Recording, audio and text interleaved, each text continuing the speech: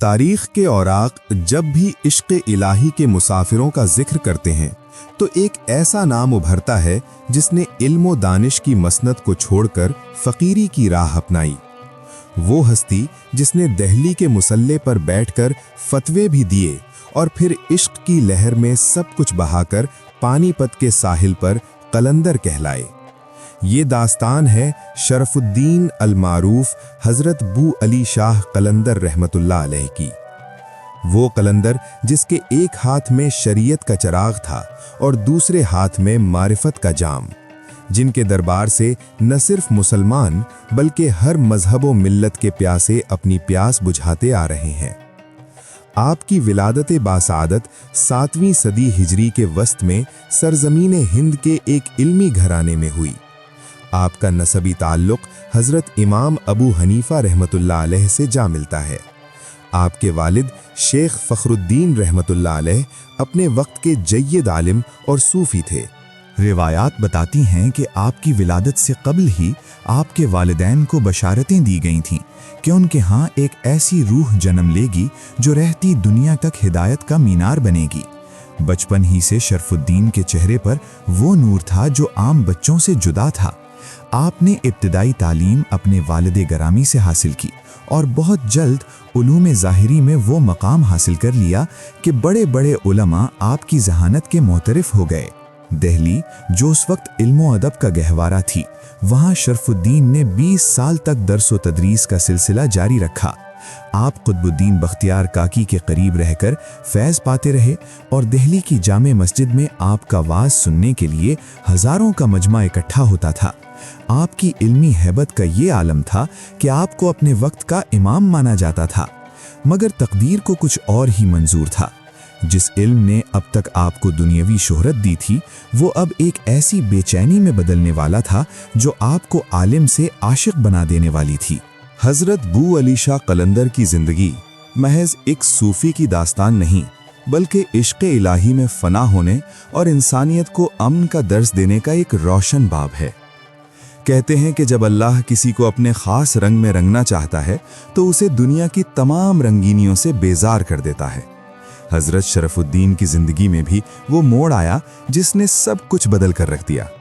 आप दिल्ली की जामिया मस्जिद के मिंबर पर रौनक अफरोज़ थे, इल्म का दरिया बह रहा था और लोग आपके एक एक लफ्ज़ पर सर धुन रहे थे। इसी दौरान एक मजजूब सिफ्त बुजुर्ग, जिन्हें तारीख़ हज़रत कुतुबुद्दीन बख्तियार काकी रहमतुल्लाह अलैह के फैज़ याफ्तगान में शुमार करती है, वहाँ से गुजरे। उन्होंने आपकी तरफ देखा और एक ऐसा जुमला कहा जिसने आपकी रूह में तलातुम बर्पा कर दिया। उस दरवेश की नज़र पड़ते ही शरफुद्दीन के अंदर छुपी हुई रूहानी तड़प जाग उठी। आपको महसूस हुआ कि ये तमाम किताबी इल्म तो महज एक पर्दा है, असल हकीकत तो कुछ और है। रिवायत है कि इसी वारफतगी के आलम में आप उठे, अपनी तमाम कीमती किताबें उठाईं और दरियाए जमुना के सुपुर्द कर दीं। लोग हैरान रह गए कि दिल्ली का सबसे बड़ा आलिम अपनी इल्मी मीरास क्यों मिटा रहा है। लेकिन शरफुद्दीन अब शरफुद्दीन नहीं रहे थे, वो बू अली बनने की राह पर निकल पड़े थे। आपने शहर की रौनकें छोड़ दीं, ओहदे और मनसब को ठुकरा दिया और जंगलों की तन्हाई को अपना मस्कन बना लिया। आपने तकरीबन 12 से 36 साल मुख्तलिफ रिवायात के मुताबिक सख्त मुजाहदों में गुजारे। कहा जाता है कि आपने दरियाए जमुना के पानी में खड़े होकर तवील अरसा इबादत की। इस दौरान आपकी तवज्जो सिर्फ और सिर्फ ज़ाते हक पर मरकूज रही। इश्क की इस आग ने आपके अंदर के अनानियत को जलाकर राख कर दिया था। आपके बदन पर लिबास न रहा, खुराक की फिक्र न रही, यहाँ तक कि आपका वजूद सरापा नूर बन गया। इसी गोशा नशीनी के दौरान आपको वो मकाम कलंदरी अता हुआ जहाँ इंसान ज़मानो मकान की कैद से आज़ाद हो जाता है। मशहूर है कि आपको बू अली का लक़ब बराह रास्त बारगाह रिसालत सल्लल्लाहु अलैहि वसल्लम या हज़रत अली कर्रमल्लाहु वजहहू की रूहानी तवज्जो से मिला।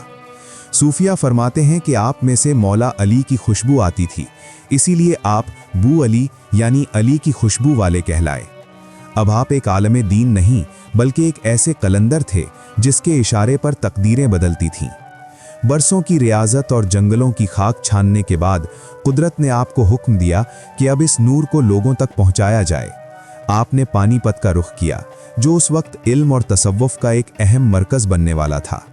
यहाँ आपका क़याम महज एक रिहाइश नहीं थी, बल्कि एक ऐसी खानकाह की बुनियाद थी जहाँ बादशाह और फ़कीर एक ही सफ़ में खड़े नज़र आते थे। हज़रत बू अली शाह कलंदर का अंदाज़े तरबियत रिवायती नहीं था। आप अल्फाज से ज़्यादा अपनी रूहानी तवज्जो से लोगों के दिल बदल दिया करते थे।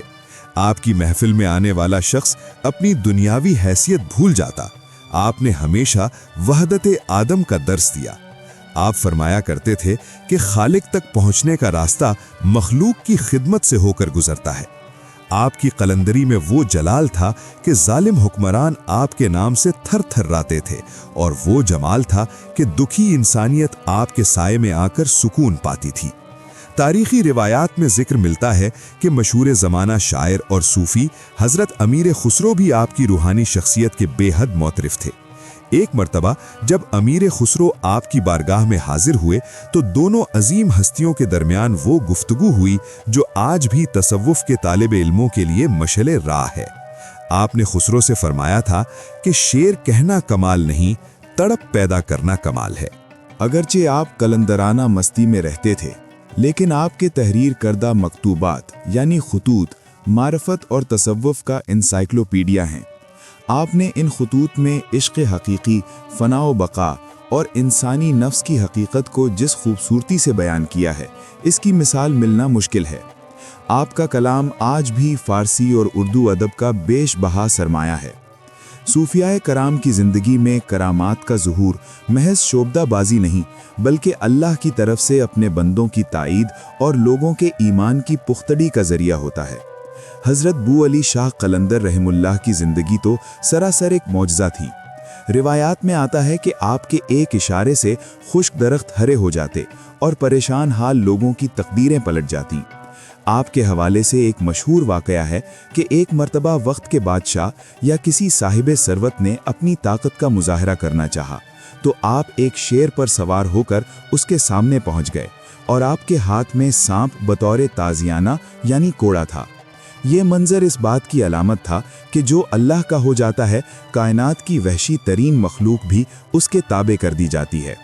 मगर आपने कभी इन ताकतों को नुमाइश के लिए इस्तेमाल नहीं किया। आपका सबसे बड़ा मोजज़ा तो वो था कि आपकी एक निगाहे इल्तिफात से गुनाहगार तौबा कर लेते और भटके हुए मुसाफिरों को मंजिल मिल जाती। बिलाखिर वो वक्त आ पहुंचा जब इस आफताब विलायत को रूपोश होना था।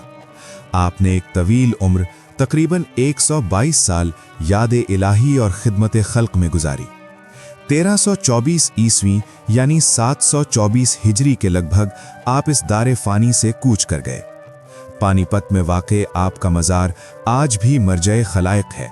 यहाँ की फ़िज़ाओं में आज भी वही सुकून महसूस होता है जो सदियों पहले आपकी महफिल में होता था। यहाँ आने वाला कोई भी खाली हाथ नहीं जाता, चाहे वो अमीर हो या गरीब, हिंदू हो या मुसलमान। आपका दरबार सबके लिए खुला है।